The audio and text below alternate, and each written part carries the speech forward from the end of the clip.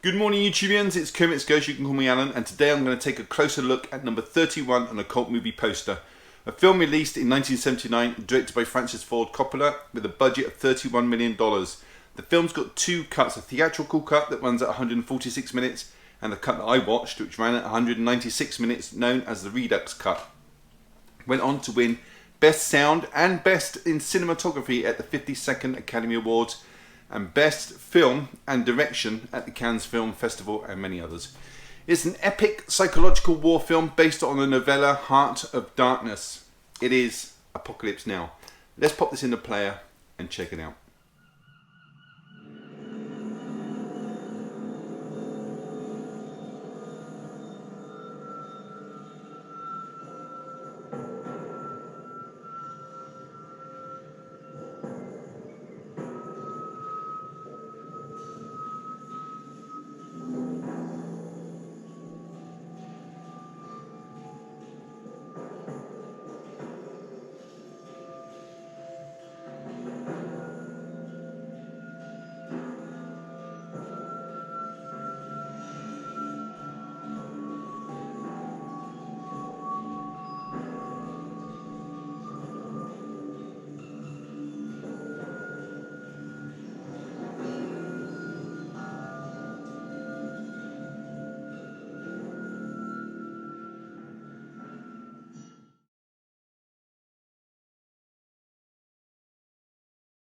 This film stars Marlon Brando as Colonel Walter E. Kurtz, Martin Sheen as Captain Benjamin L. Willard, Robert Duvall as Lieutenant Colonel Bill Kilgore, Lawrence Fishburne as Tyrone Miller, Dennis Hopper as the photojournalist, and blink and you'll miss him, Harrison Ford as Colonel Lucas, and there's many more as well.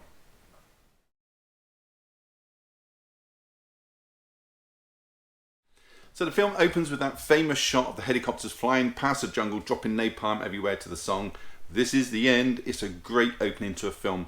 It then cuts to this hotel room in Saigon where we meet Captain Willard. Now he is a complete mess. He's out of it. He's been drinking, smoking, all sorts. He's narrating the whole thing and he's wishing he can get back to the fight. There's a knock on his door and he's met by two soldiers telling him he is needed. Later, in a meeting, he's informed of his next mission. And the mission is to go and find this rogue officer called Colonel Walter E. Kurtz. Dangerous man who is killing without permission and is seen as a demigod by his followers. Now, Willard is told to act with extreme prejudice. Kill him, in other words. Willard does accept the new mission somewhat and joins a riverboat crew and sets off at the River Nung towards Cambodia. They first rendezvous with a helicopter unit run by Colonel Kilgore, Robert Duvall, who at first has no idea that he's going to assist them, but he does come around to the idea as he's heard there's a lovely surfing spot further up the coast in like the mouth of a river, and he is mad on surfing and there's a famous surfer with them as well. They all go by helicopter, 10 of them, and on approach they start playing classical music through the speakers whilst destroying everything in their path and killing everyone in their way. When they do land, they get out and the colonel orders the whole area to be napalmed, giving that famous line, "I love the smell of napalm in the morning and smells like victory." Willard, realizing the colonel isn't the most stable of men, gathers his team quickly and moves upriver. So back on the river, Willard starts to read the file on his intended target, but he starts to admire him and his choices. Well, further on they come to another army outpost and there's some kind of concert going on to entertain the troops. There's playmates there, they're on the stage entertaining everybody when, as you would expect, the crowd gets out of control and they're all forced to leave. But before they do, they receive a bag of personal mail and Willard starts to read more on the colonel he's about to encounter. And he also learns that another man was sent on the same mission before to dispatch Kurtz, but instead he ended up joining the cause. Now Willard tells the boat captain of his intended destination and that they shouldn't deviate from the mission. But soon they encounter a small vessel with farmers and livestock, and Miller starts opening fire, killing all of them except for a woman and a puppy. Willard finishes her off as the woman would have meant a detour. They arrive sometime later at the last American stronghold. So from here on, there is nothing but enemy territory, nothing but hostiles. And that is where I'll leave the story.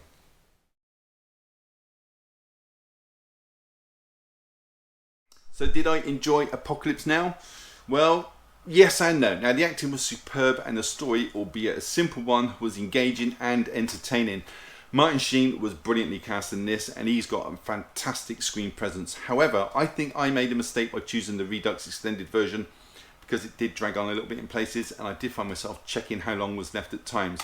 I think they could have cut out the entire French mill scene, and maybe a few others as well, but I did enjoy the movie, and as I've previously mentioned, that I do enjoy a good road trip movie, even if it is set on water.